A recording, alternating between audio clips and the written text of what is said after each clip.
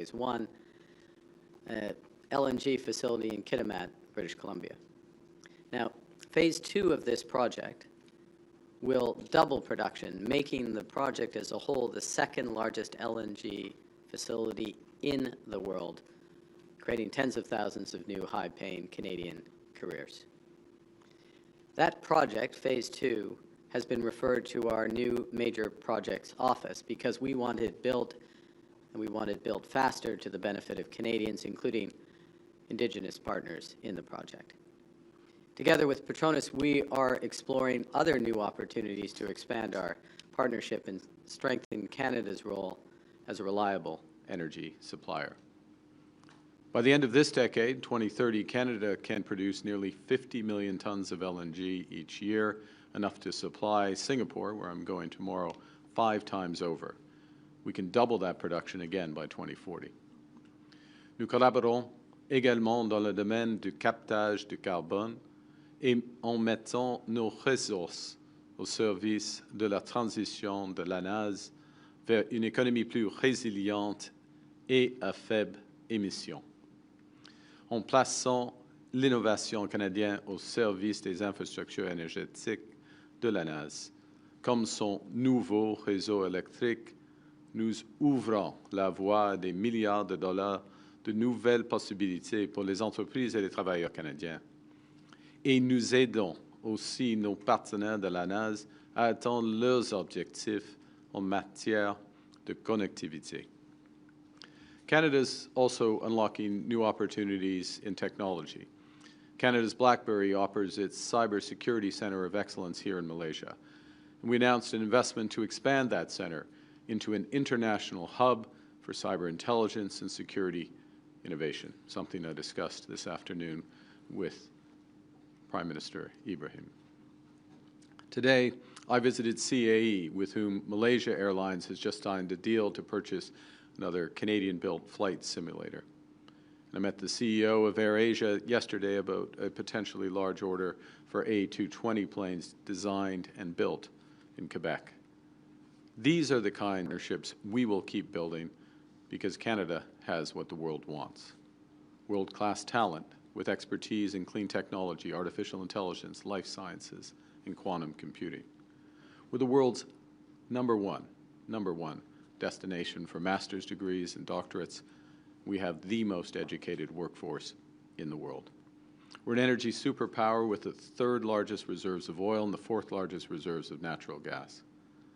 We have an 85% clean grid, which we can readily increase by another 50% to power clean manufacturing, clean AI infrastructure, and the electrification of our sustainable economy.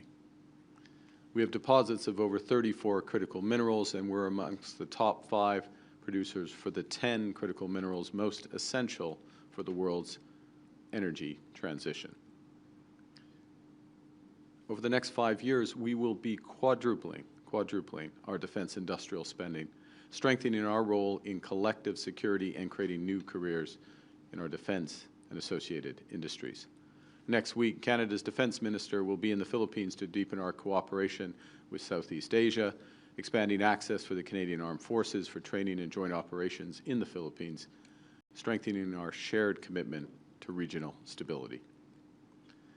The combination of these economic strengths and the budget strategy I referenced earlier, our budget strategy to spend less so that Canadians can invest more, will give investors confidence to build more in Canada. It will give innovators the stability they need to take risks in Canada. And it will reinforce the reasons the world has to trust Canadians as reliable partners. Le Canada a ce que le monde veut. Le Canada a ce dont le monde a besoin. C'est à nous de vendre au monde ce que le Canada a à offrir. Selling our products to the world is a Team Canada effort. Federal ministers are working hard, securing deals and building relationships across Asia.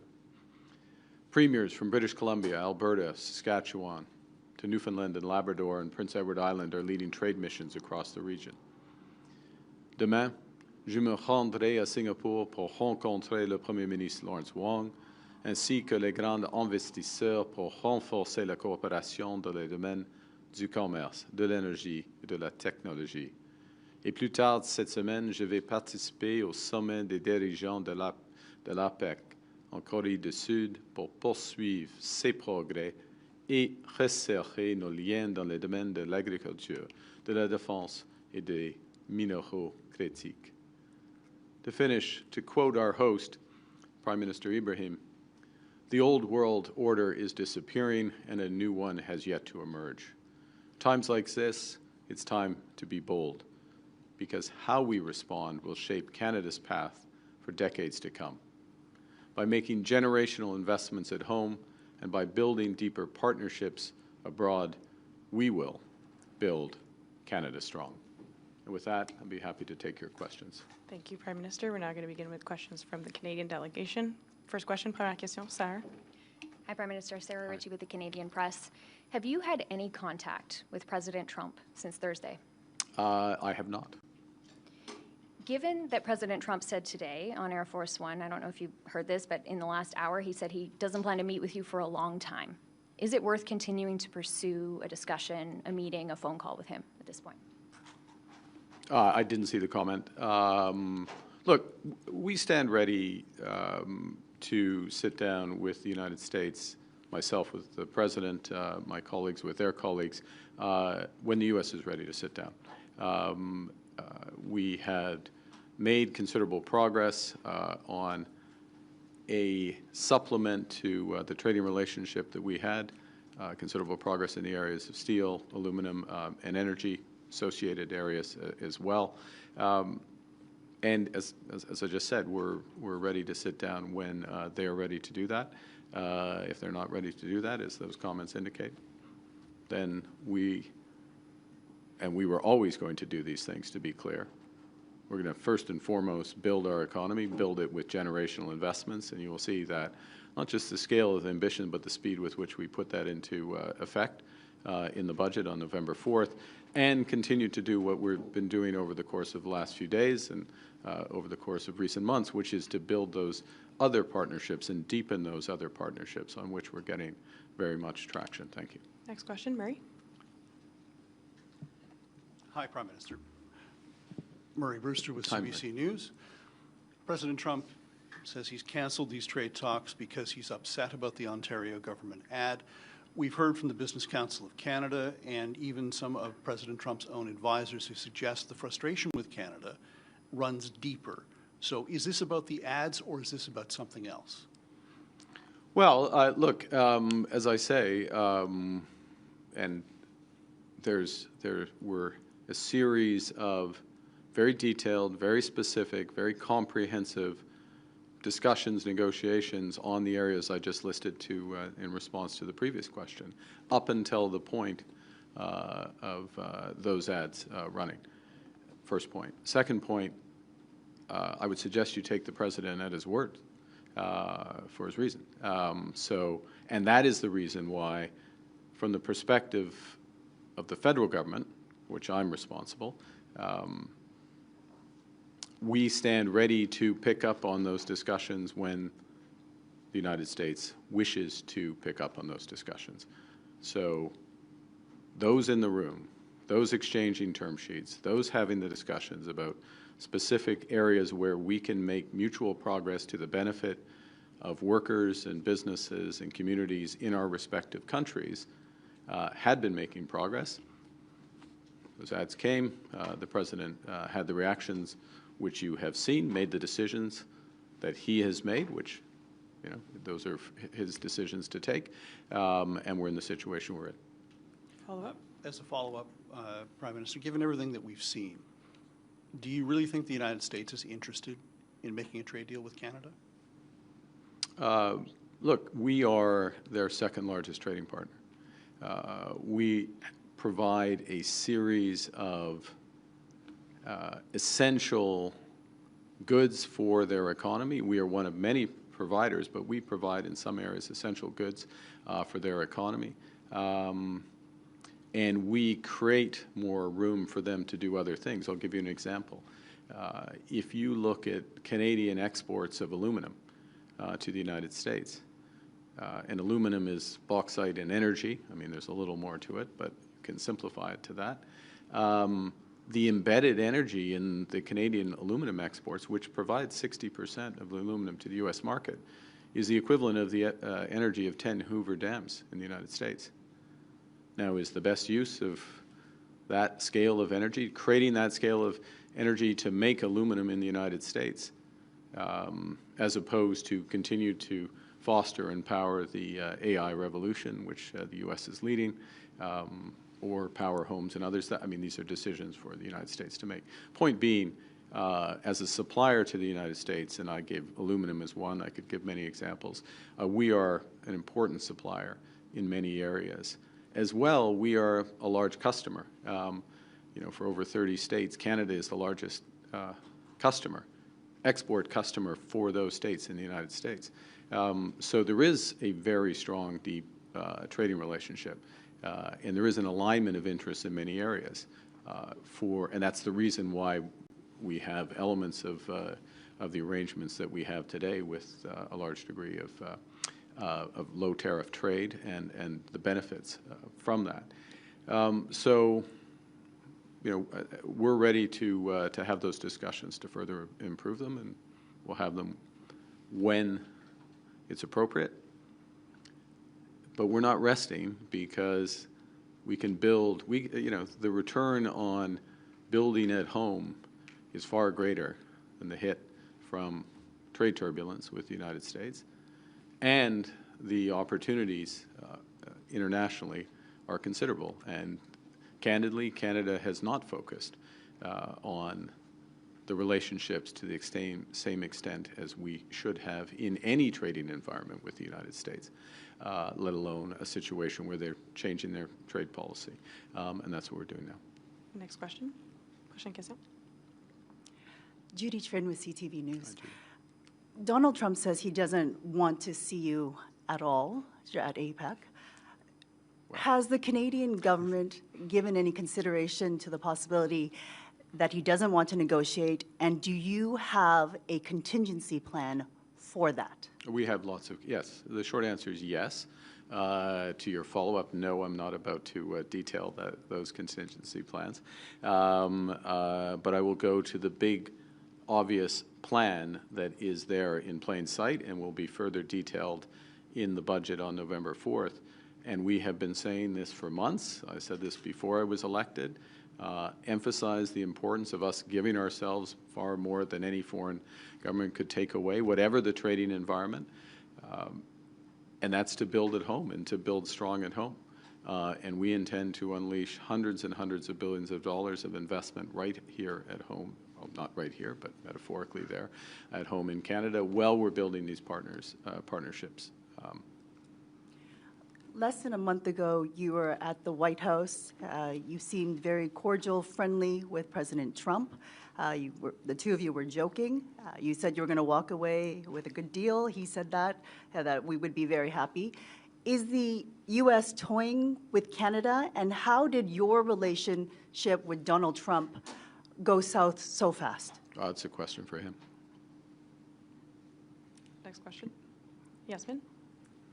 Yasmine Mehdi avec Radio-Canada. On Merci. avait l'impression dans les dernières semaines que les négociations avec les États-Unis avançaient plutôt bien. Oui. Qu'est-ce qui s'est passé? Est-ce que c'est la publicité ou est-ce qu'il y avait autre chose du côté américain? Tout d'abord,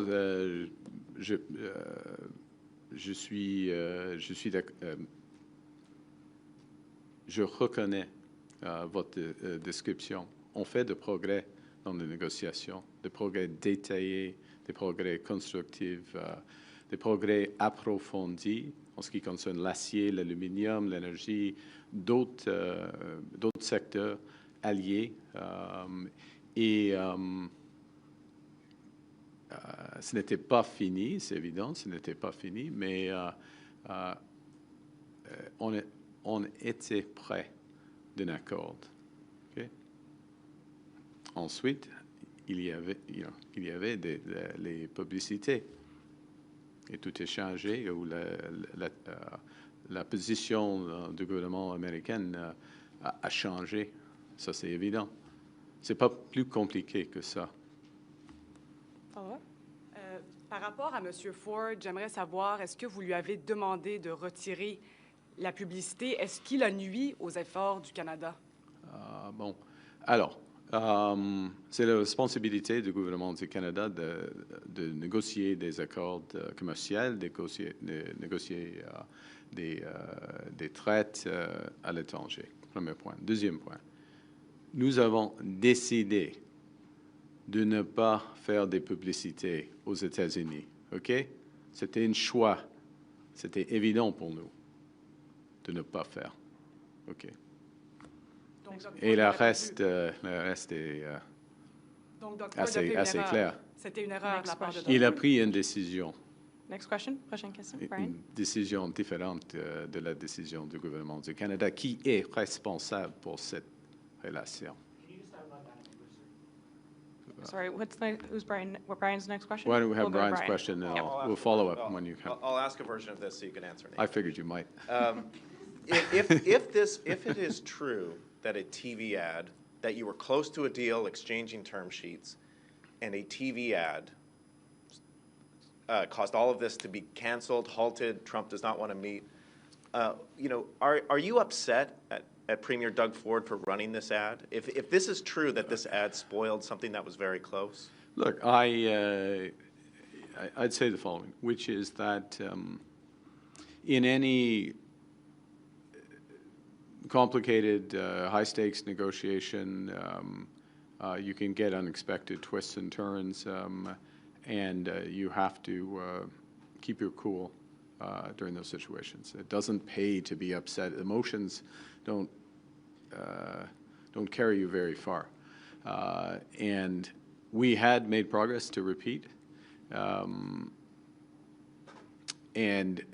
we stand by the progress that had been made. The Government of Canada does. And we are ready, when appropriate, to pick that up. And I'll just re-emphasize that it is the responsibility of the Government of Canada to have these negotiations. And others will have opinions, and others welcome free advice, unsolicited advice is entirely appropriate. Every Canadian is a stakeholder in these negotiations. Every Canadian is a stakeholder in the fact that we're making progress in ASEAN, that we have the agreement with Indonesia, that we have just decided to accelerate trade talks with the Philippines, with ASEAN as a whole. Every Canadian has a stakeholder, is a stakeholder in the evolution of our relationship with China and the discussions that we will be having at APEC with giants there. So that's the focus, sans émotion, et on va continuer comme ça. Follow-up? And just to cast things ahead to where you're going later this week in Korea, can you give us an update on, do you expect to meet the Chinese president at APEC? And what kind of conversations do you expect to have with the Chinese delegation there? I do expect to, there are plans for me and President Xi to meet. We will pick up on the discussions I had with Premier Lee in New York a few weeks ago. A broad range of issues, both in terms of the commercial relationship, as well as the evolution of the global system. So I look forward to the meeting with the President.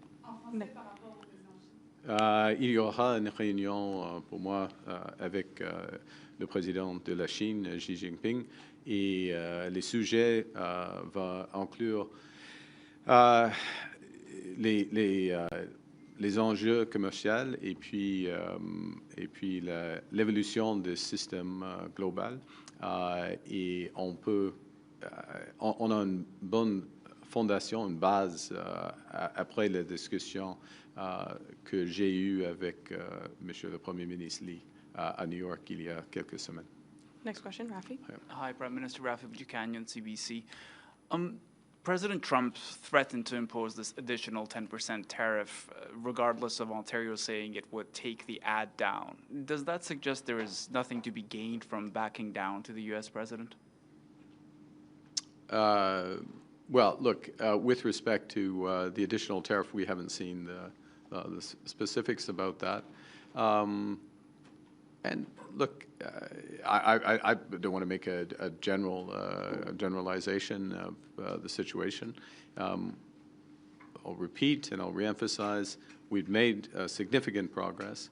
We stand by the progress that we had made. We think there is a very good addition to the trading relationship, an additional deal, if you will, that is in the interests of certainly Canadian workers, Canadian families, but very much American workers and American families as well. It's a win-win. You know, when the time comes to pick that up, we would suggest picking it up from there. Follow-up?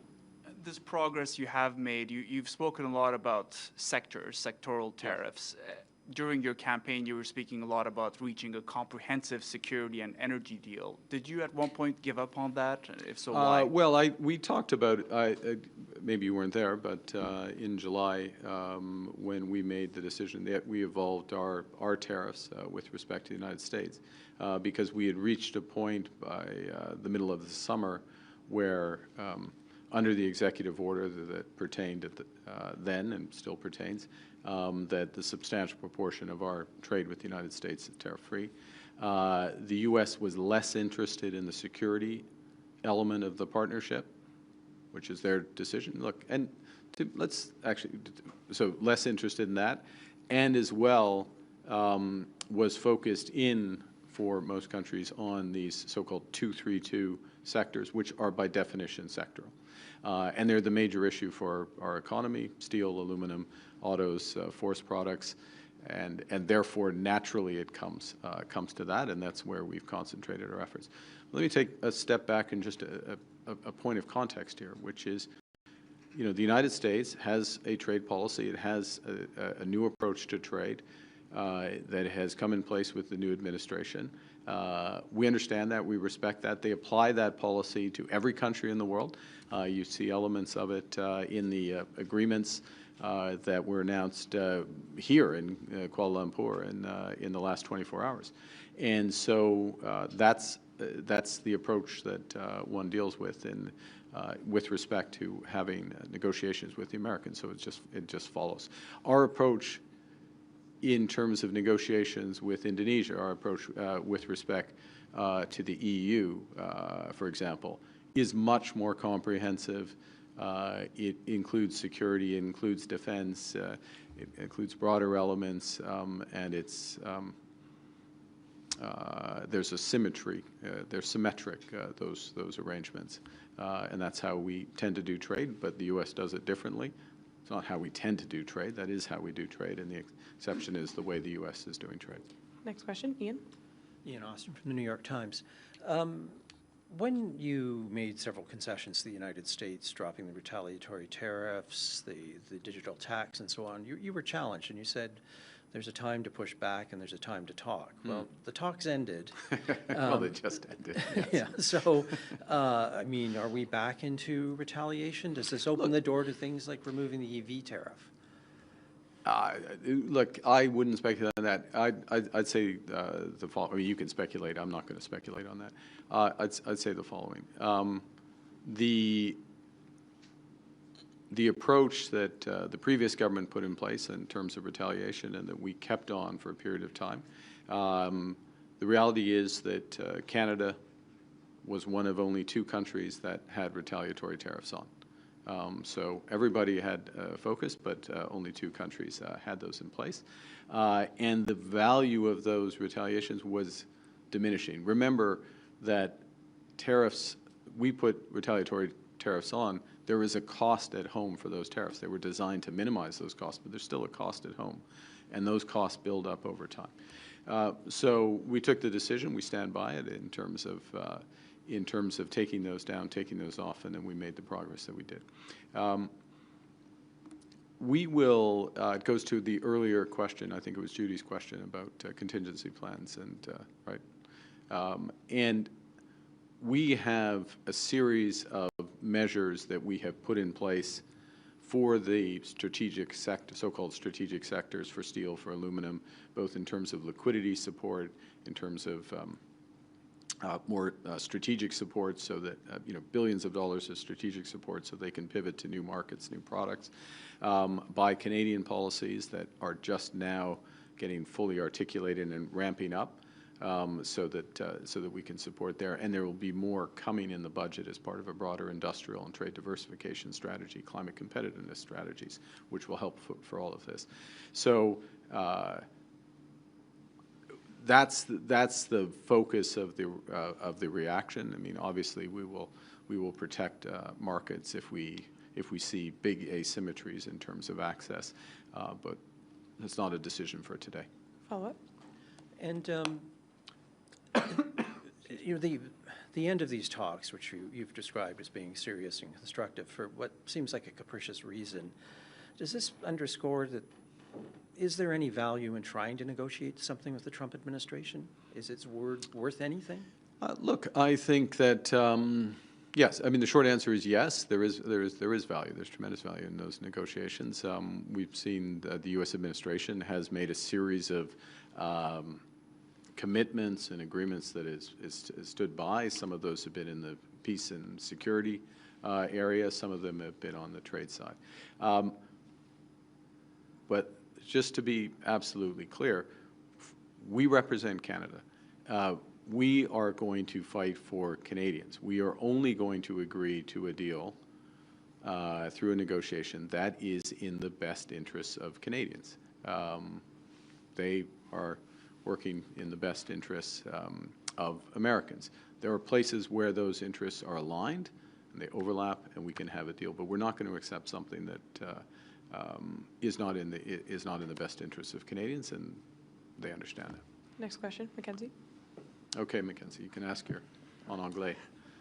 Mackenzie Gray with Global News. I'd like to follow up on Sarah's earlier question. I know you said you haven't spoken to the president, but you've been known to text with him. Have you reached out to him personally at all? Since the president knows that I'm available to speak to the president, as I always would be, as you would expect. As president of the United States, so of course, make myself available and make myself available for other world leaders as they wish to. We will both be in APEC. Canada's a member of APEC. I mean, we're going to be there, very much so. Follow-up? So you haven't reached out to the president at all? The president and I have not spoken since he took this decision. And you want to chat with him at APEC? We are ready to have discussions when the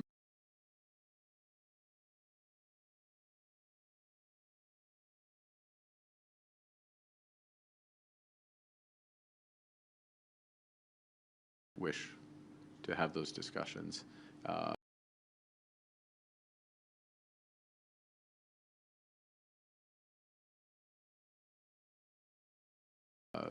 But we're not, obviously, we don't dictate the timing of that.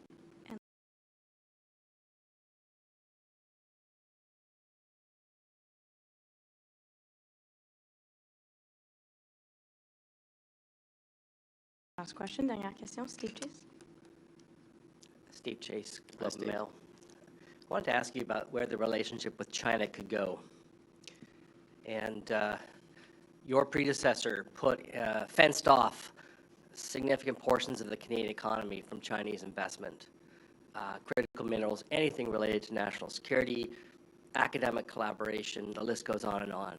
So my question for you is, are you willing to revisit or consider lowering some of those restrictions so that more Chinese investment could flow into Canada? Well, it's the start of a broader discussion. There were greater restrictions that were in place given other issues in the relationship, first point.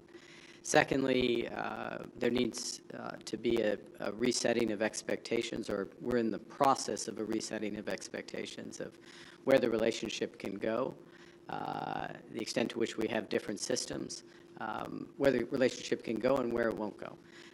And that's part of the discussion that has begun. I think what is absolutely clear is that a relationship, for example, where there are extreme restrictions on travel between our two countries is an unusual place for the Canadian-China relationship to be. given the history of the relationship, given the long history of travel between our two countries. That is one example. It's a very obvious example that progress can be made. There are issues, as people well know, in agriculture, for fishery goods. There's issues in manufacturing and others. And we will explore what we can build on. Relationships rebuild over time when they have been when they have changed for the worse, and so we have a lot of areas on which we can build. And look, last point, which is that this is our second largest trading partner. This is the second largest economy in the world. This is one of the most influential actors in terms of the global system, such as it is, and it is a country with whom we had no senior level contact for 7 years until I met Premier Lee in New York. So we're starting from a base, and we can move quite substantially. We're starting from a very low base, and we can move quite substantially before we start to get to sensitive areas. Would you like to, or is a free trade agreement with China out of the question? And if you could, would you drop EV tariffs against? I look forward to the discussions with President Xi, and they're about much broader set of issues than trade. We'll be in better position to start answering questions like that as the relationship evolves and deepens. So we don't go in. There's no preset offer issue. This is the difference between relationship and transaction.